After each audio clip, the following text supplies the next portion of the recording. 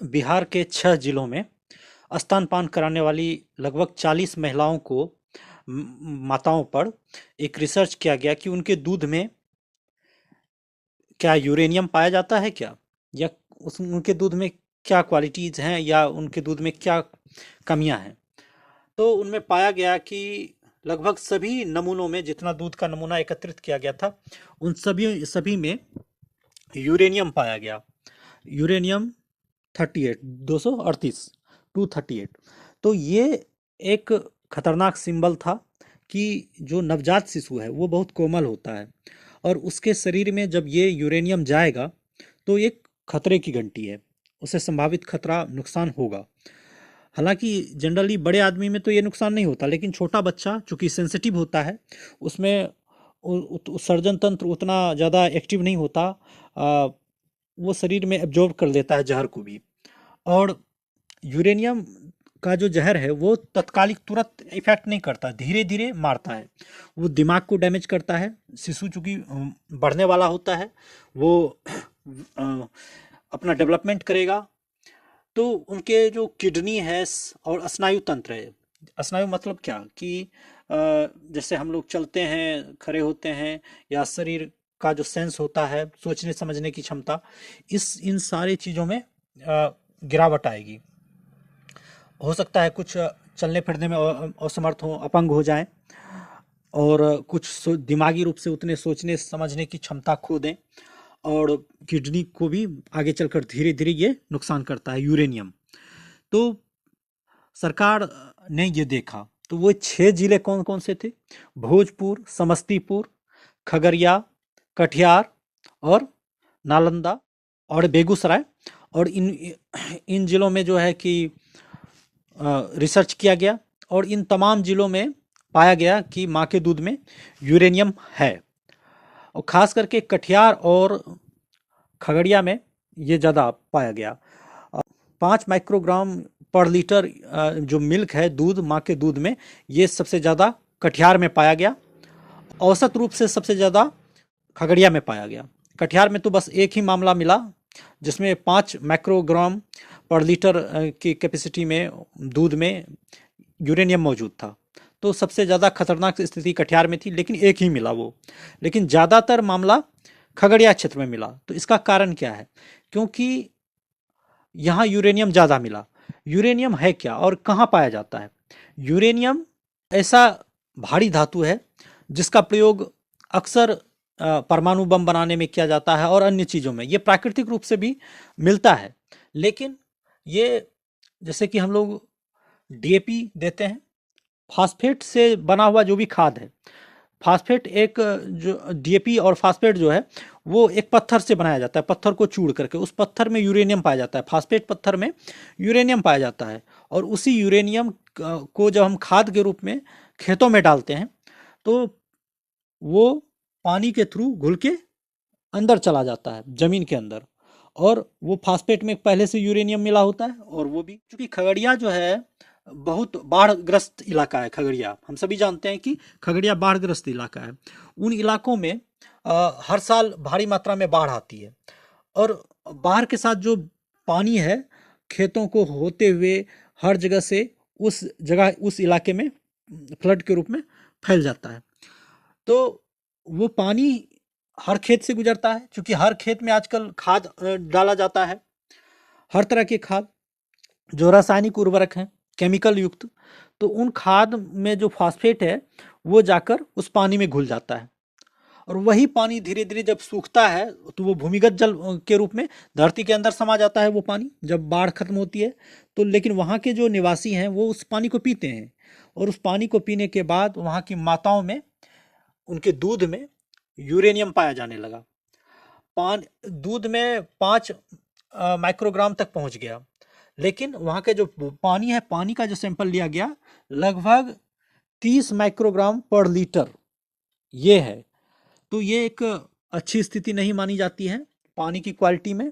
इससे धीरे धीरे शरीर डैमेज होता है, और सेल्स मरने लगते हैं, दिमाग, स्नायु तंत्र कमज़ोर होता है, और ख़ास करके सबसे ज़्यादा किडनी पर प्रॉब्लम आता है। इसलिए आजकल हम लोग देख रहे हैं, अब कई जगह कैंसर भी होता है धीरे धीरे।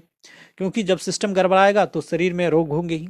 इसलिए आजकल हम लोग देखते हैं कि हर जगह कि हर गांव में 4, 5, 7, 8 या 10-10 तक की संख्या चली गई है कि हर गांव में एक ना एक कैंसर मरीज पाया जाता है। ये एक बहुत ही दुर्भाग्यपूर्ण घटना है और सरकारें इस पर ध्यान नहीं देती।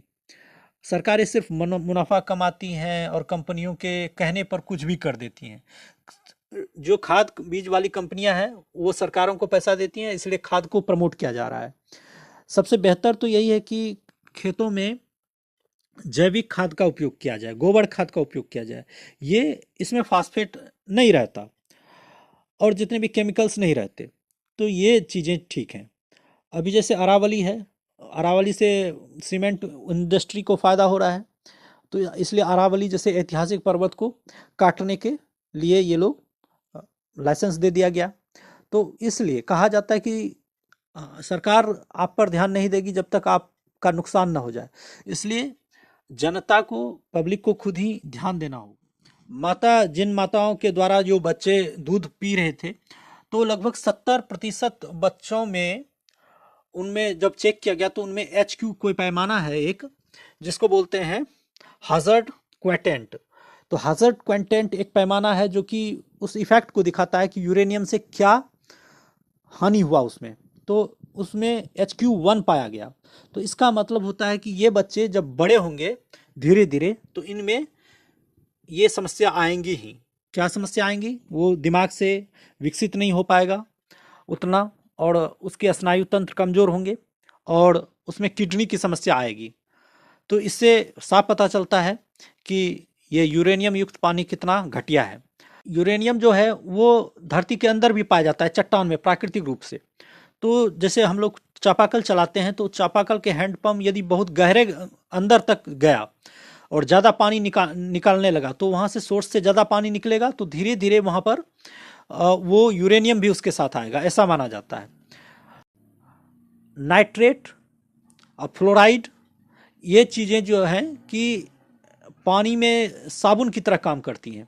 जैसे गंदगी है तो ऐसे नहीं वो धुलेगा आप केवल पानी में डालने से, लेकिन जब ये नाइट्रेट और सल्फेट जब उस पानी में घुल जाएंगे तो वो सरफ की तरह गंदे कपड़े को धो देता है। उसी तरह धरती के अंदर जब ये हम लोग खाद डालते हैं, नाइट्रेट, सल्फेट, DAP आदि, तो वो क्या करता है कि पानी में जाकर सरफ का काम करता है और वहाँ जो चट्टान में यूरेनियम पाया जाता है उसको घोल कर अपने में समा लेता है, और वही पानी धीरे से हम लोग आते हैं हमारे ग्लास के द्वारा हम लोग पी पाते हैं। तो ऐसी ही समस्या है। तो इसका निदान क्या है?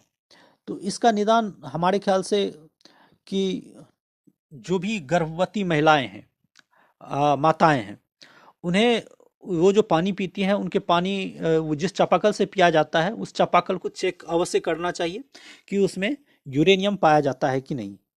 और चेक किया जा सकता है सरकारी रूप से। और खेतों में हम लोग ये जो खाद है जैविक खाद डालें। बाहर का केमिकल वाला खाद डालने से धीरे धीरे हमारा समाज बीमार होगा, हमारे आने वाले बच्चे बीमार होंगे। हम लोगों को सब कुछ आसान लगता है कि चलो भाई कुछ भी हम डाल रहे हैं, कुछ भी खा रहे हैं, कुछ भी देख रहे हैं। हर चीज़ आपको ट्रैप करने के लिए किया गया है। स्मार्टफोन आप देखते हैं तो उसमें बहुत सारी रीलें चला करती हैं जो कि आपके फोकस को कम करती हैं, आपके दिमाग को खराब करती हैं। उसी तरह खाने में भी सड़क पर, चौक पर, चौराहे पर हर जगह घटिया क्वालिटी का तेल, ऑयल रहता है, उसको हम लोग मजबूरी में खाते हैं। समोसा हो गया हो या कुछ भी, उसमें क्वालिटी का स्तर तो हम सभी जानते हैं, और दिनों दिन उसमें जहर बेचा जा रहा है। क्वालिटी दिनों दिन गिर ही रही है, सरकार इस पे कमांड नहीं कर पा रही है। अमेरिका में बहुत स्ट्रिक्ट रूल है कि कोई भी ऐसा नहीं कर सकता।